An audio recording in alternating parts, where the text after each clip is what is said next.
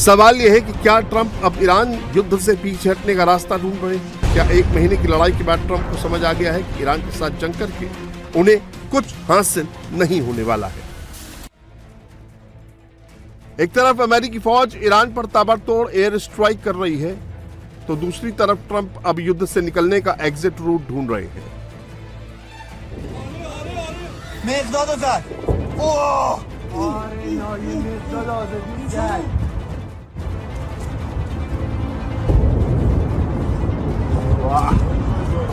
یه دونم پشتشه یه دونم پشتش هم زد. Tehran अभी भी बमबारी से दहल रहा है। अमेरिका और इजराइल IRGC के ठिकानों पर चुन चुन कर बमबारी कर रहे हैं। ये आज सुबह की तस्वीरें हैं। अमेरिका और इजराइल ने तेहरान में एक के बाद एक कई हवाई हमले किए हैं। अमेरिका के साथ हमारे ज्वाइंट ऑपरेशन के 1 महीने पूरे होने पर हम उस आतंकवादी शासन को सिस्टमैटिक रूप से कुचल रहे हैं जो दशकों से अमेरिका मुर्दाबाद, इजराइल मुर्दाबाद के नारे लगाकर इजराइल ने कहर मचाया है।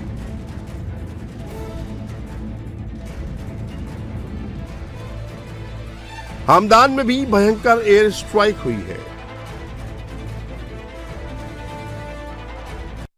The latest intel is clear out of CENTCOM. Our strikes are damaging the morale of the Iranian military, leading to widespread desertions, key personnel shortages, and causing frustrations amongst senior leaders. Trump का दावा है कि 33 दिन के military operation में उन्होंने Iran के अंदर 2 बार रिजीम चेंज कर दी है। ईरान को लेकर उनका जो मकसद था वो करीब करीब पूरा हो गया है और अब ईरान युद्ध से बाहर निकलने का समय आ गया है। ईरान के खिलाफ युद्ध छेड़ने के पीछे ट्रंप का पहला मकसद था सत्ता परिवर्तन। लेकिन क्या ये हुआ है? ट्रंप ने अली खामेनेई को मार दिया, लेकिन उनकी जगह मुस्तफा खामेनेई सुप्रीम लीडर बन गए।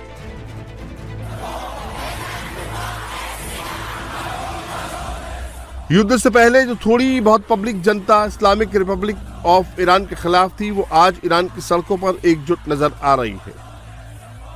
ट्रंप का दूसरा मकसद था ईरान को परमाणु बम बनाने से रोकना। ट्रंप दावा कर रहे हैं कि उन्होंने ईरान के परमाणु प्रोग्राम को खत्म कर दिया, लेकिन ईरान का 400 किलोग्राम एनरिच यूरेनियम कहाँ है, ये ट्रंप को भी नहीं पता है। और अब ऐसा कहा जा रहा है कि ईरान मौका पाते ही एटम बम बना लेगा।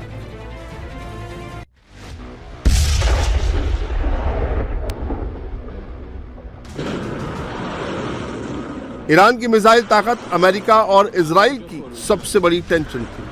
अमेरिका और इजराइल लगातार ईरान के अंडरग्राउंड मिसाइल डिपो को टारगेट कर रहे हैं।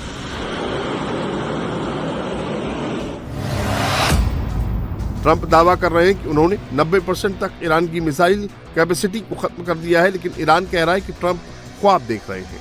ईरान की मिसाइल अभी भी दुश्मनों के दांत खट्टे कर रही है। ट्रंप ईरान में जितने भी टारगेट को लेकर उतरे थे, उसमें से कितने पूरे हैं, कितने बाकी हैं, ये वो खुद नहीं समझ पा रहे हैं।